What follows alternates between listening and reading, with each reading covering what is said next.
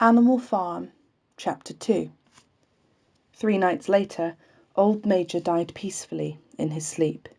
His body was buried at the foot of the orchard. This was early in March. During the next 3 months there was much secret activity. Major's speech had given to the more intelligent animals on the farm a completely new outlook on life. They did not know when the rebellion predicted by Major would take place. They had no reason for thinking that it would be within their own lifetime, but they saw clearly that it was their duty to prepare for it.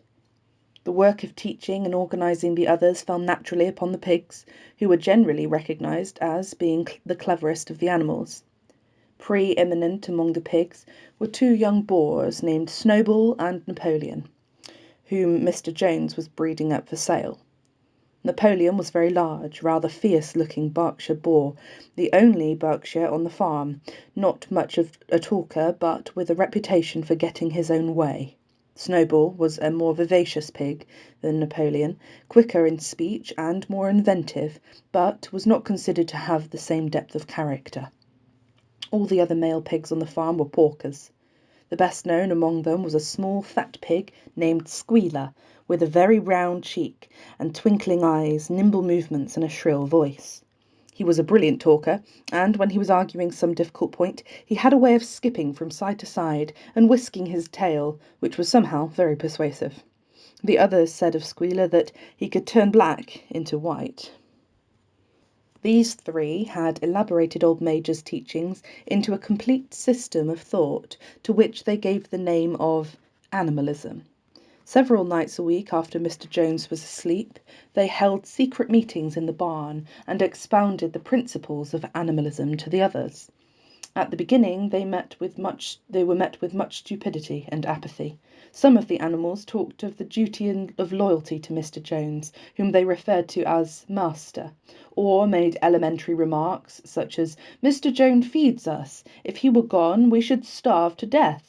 Others asked such questions as, "Why should we care what happens after we are dead?" Or, "If this rebellion is to happen anyway, what difference does it make whether we work for it or not?" And the pigs had great difficulty in making them see that this was contrary to the spirit of animalism. The stupidest questions of all were asked by Molly, the white mare. The very first question she asked Snowball was, "Will there still be sugar after the rebellion?" "No," said Snowball firmly. "We have no means of making sugar on this farm. Besides, you do not need sugar. You will have all the oats and hay you want." "And shall I still be allowed to wear ribbons in my mane?" asked Molly. "Comrade," said Snowball, "those ribbons that you are so devoted to are the badge of slavery. Can you not understand that liberty is worth more than ribbons?" Molly agreed, but she did not sound very convinced. The pigs had an even harder struggle to counteract the lies put about by Moses, the tame raven. Moses, who was Mr. Jones's especial pet, was a spy and a tale-bearer, but he was also a clever talker. He claimed to know of the existence of a mysterious country called Sugar Candy Mountain, to which all animals went when they died. It was situated somewhere up in the sky, a little distance beyond the clouds, Moses said. In Sugar Candy Mountain it was Sunday 7 days a week. Clover was in season all the year round, and lump sugar and linseed cake grew on the hedges. The animals hated Moses because he told tales and did no work, but some of them believed in Sugar Candy Mountain, and the pigs had to argue very hard to persuade them that there was no such place. Their most faithful disciples were the 2 cart horses, Boxer and Clover. These 2 had great difficulty in thinking anything out for themselves, but having once accepted the pigs as their teachers, they absorbed everything that they were told, and passed it on to the other animals by simple arguments. They were unfailing in their attendance at the secret meetings in the barn, and led the singing of the beasts of England, with which the meetings always ended. Now, as it turned out, the rebellion was achieved much earlier and more easily than anyone had expected. In the past, Mr. Jones, although a hard master, had been a capable farmer, but of late he had fallen on evil days. He had become much disheartened after losing money in a lawsuit, and had taken to drinking more than was good for him. For 2 whole days at a time he would lounge in his Windsor chair in the kitchen, reading the newspapers, drinking, and occasionally feeding Moses on crusts of bread soaked in beer. His men were idle and dishonest. The fields were full of weeds, the buildings wanted roofing, the hedges were neglected, and the animals were underfed. June came, and the hay was almost ready for cutting. On Midsummer's Eve, which was a Saturday, Mr. Jones went into Willingdon and got drunk at the Red Lion, that he did not come back until midday on Sunday. The men had milked the cows in the early morning, and then gone out rabbiting, without bothering to feed the animals. When Mr. Jones got back, he immediately went to sleep on the drawing-room sofa, with the news of the world over his face, so that when the evening came, the animals were still unfed. At last they could stand it no longer. One of the cows broke in the door of the store shed with her horn, and all the animals began to help themselves from the bins. It was just then that Mr. Jones woke up. The next moment he and his 4 men were in the store shed with whips in their hands, lashing out in all directions. This was more than the hungry animals could bear. With one accord, though nothing of the kind had been planned beforehand, they flung themselves upon their tormentors. Jones and his men suddenly found themselves being butted and kicked from all sides, and the situation was quite out of their control. They had never seen animals behave like this before, and their sudden uprising of creatures whom they were so used to thrashing and maltreating, just as they chose, frightened them almost out of their wits. After only a moment or two, they gave up trying to defend themselves and took to their heels. A minute later, all 5 of them were in full flight down the cart track that led to the main road, with the animals pursuing them in triumph. Mrs. Jones looked out of the bedroom window, saw what was happening, hurriedly flung a few possessions into a carpet bag, and slipped out of the farm by another way. Moses sprang off his perch and flapped after her, croaking loudly. Meanwhile, the animals had chased Jones and his men out onto the road and slammed the 5-barred gate behind them, and so, almost before they knew what was happening, the rebellion had been successfully carried through. Jones was expelled, and the Manor Farm was theirs. For the first few minutes, the animals could hardly believe in their good fortune. Their first act was to gallop in a body right around the boundaries of the farm, as though to make quite sure that no human being was hiding anywhere upon it. Then they raced back to the farm buildings to wipe out the last traces of Jones's hated reign. The harness room at the end of the stables was broken open. The bits, the nose rings, the dog chains, the cruel knives with which Mr. Jones had been used to castrate the pigs and lambs were all flung down the well. The reins and the halters, the blinkers, the degrading nose bags, were thrown onto the rubbish fire, which was burning in the yard. So were the whips. All the animals capered with joy when they saw the whips going up in flames. Snowball also threw onto the fire the ribbons on which the horses' manes and tails had usually been decorated on market days. Ribbons, he said, should be considered as clothes, which are the mark of a human being. All animals should go naked. When Boxer heard this, he fetched the small straw hat which he wore in summer to keep the flies out of his ears, and flung it onto the fire with the rest. In a very little while, the animals had destroyed everything that reminded them of Mr. Jones. Napoleon then led them back to the store shed and served out a double ration of corn to everybody, with 2 biscuits for each dog.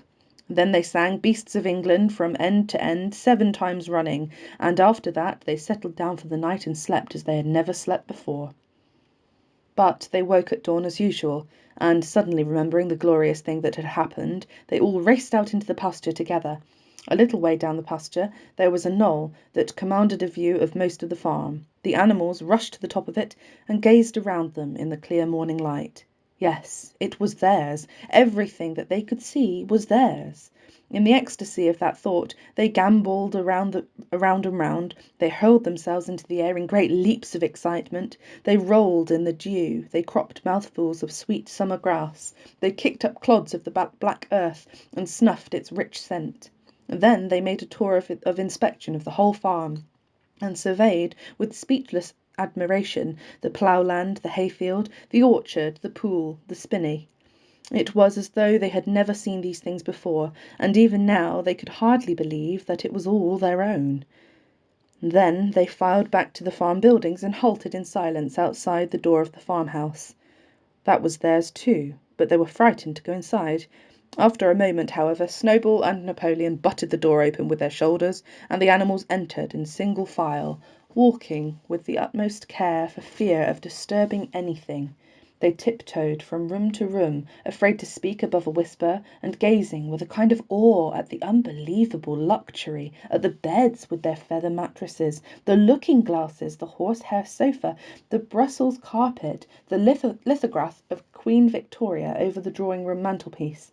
They were just coming down the stairs when Molly was discovered to be missing.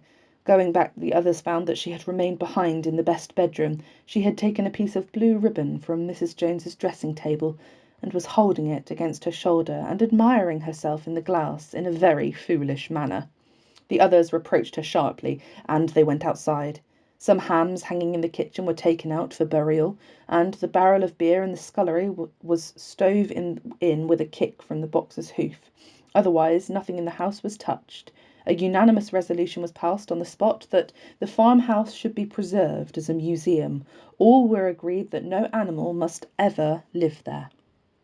The animals had their breakfast, and then Snowball and Napoleon called them together again.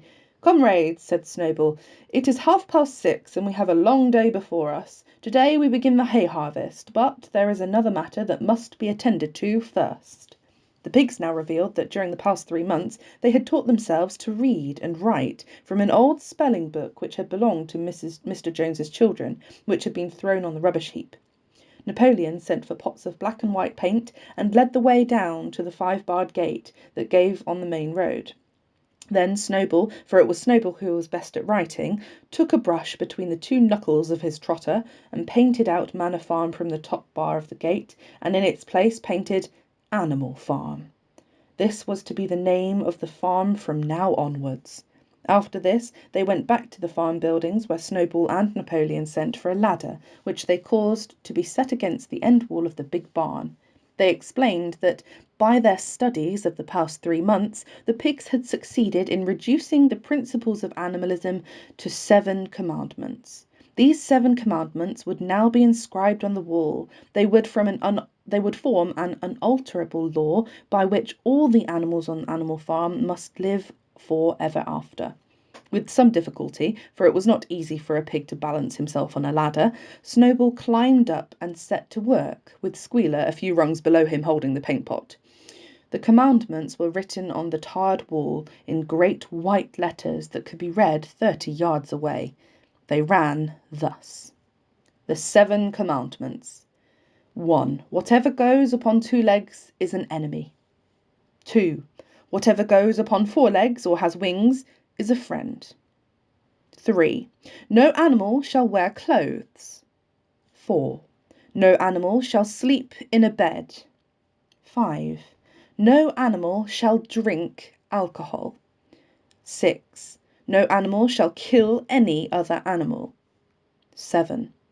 All animals are equal. It was very neatly written, and except that friend was written frind, and one of the S's was the wrong way round, the spelling was correct all the way through. Snowball read it aloud for the benefit of the others. All the animals nodded in complete agreement, and the cleverer ones at once began to learn the commandments by heart. "Now, comrades," cried Snowball, throwing down the paintbrush, "to the hayfield! Let us make a point of honour to get in the harvest more quickly than Jones and his men could do." But at this moment the 3 cows, who had seemed uneasy for some time past, set up a loud lowing. They had not been milked for 24 hours, and their udders were almost bursting. After a little thought, the pigs sent for buckets, and milked the cows fairly successfully, their trotters being well adapted to this task. Soon there were 5 buckets of frothing, creamy milk, at which many of the animals looked with considerable interest. "What is going to happen to all that milk?" said someone. "Jones used sometimes to mix some of it in our mash," said one of the hens. "Never mind the milk, comrades," cried Napoleon, placing himself in front of the buckets. "That will be attended to. The harvest is more important. Comrade Snowball will lead the way. I shall follow in a few minutes. Forward, comrades, the hay is waiting." So the animals trooped down to the hayfield to begin the harvest, and when they came back in the evening, it was noticed that the milk had disappeared.